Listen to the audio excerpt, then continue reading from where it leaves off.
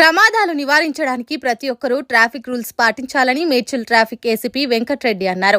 మంగళవారం మేడ్చల్ పట్టణంలోని చెక్పోస్ట్ వద్ద ప్రమాదాలు జరిగే ప్రాంతాలను ఏసీపీ వెంకట్రెడ్డి పరిశీలించారు.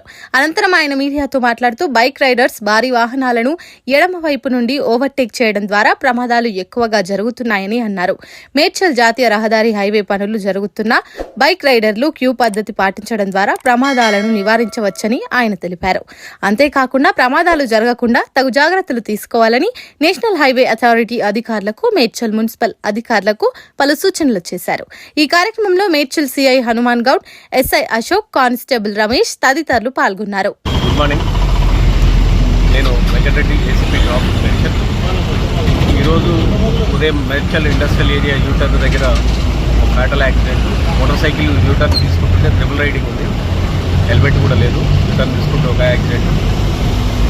తర్వాత అతవెల్లి దాటిన తర్వాత మన తాజ్ హోటల్ ముందల మోటార్ సైకిలిస్టు ఒక ట్రక్కుకు ఎడమ వైపున ఓవర్టేక్ చేస్తూ వస్తున్నాడు. అక్కడ రోడ్ ఎడ్జ్ కిందికి బండి దిగింది.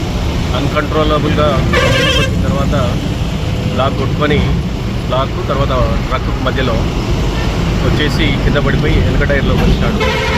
ఈ రెండు ప్రమాదాలు అనలైజ్ చేస్తే దాంట్లో హెల్మెట్ పెట్టుకున్నాడు, అయినా కూడా టైర్ మధ్యకు వచ్చింది కనుక అక్కడ చనిపోయాడు.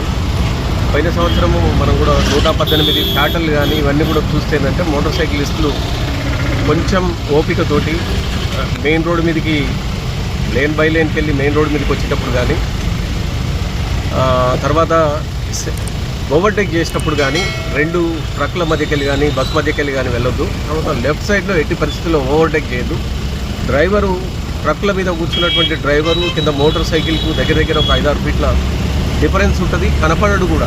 సడన్గా వచ్చేసి ఈ మోటార్ సైకిలిస్టు వీళ్ళందరూ కూడా మళ్ళీ అగైన్ ముందరికి వచ్చి ఒక కట్లాగా కొడుతుంటారు. ఇవన్నీ వాళ్ళ డ్రైవర్ దృష్టికి ఇమీడియట్గా రాకపోవడం మూలంగా ప్రమాదవశాత్తు జరుగుతూ ఉంటాయి. ఇవన్నీ కూడా మోటార్ సైకిలిస్టులు ఎట్టి పరిస్థితులలో క్యూ మెయింటైన్ చేస్తారు. ఈ హైవేలో వర్క్ నడుస్తుంది కనుక క్యూ మెయింటైన్ చేస్తూ వస్తే ఈ ప్రమాదాలను అన్నింటి కూడా తప్పించుకోవచ్చు. మీ ఎలక్ట్రానిక్ మీడియా, ప్రింట్ మీడియా ద్వారా పబ్లిక్ అందరూ కూడా విజ్ఞప్తి చేస్తున్నాం. దయచేసి ఈ 1.5 ఇయర్ కోఆపరేట్ చేయగలిగితే మనకు డిసిప్లైన్ కూడా ఈ మాత్రం మనము ఒకవేళ పెంచుకుంటే మనం సేఫ్ ఉంటాం, మన కుటుంబాలన్నీ కూడా సేఫ్ ఉంటాయి.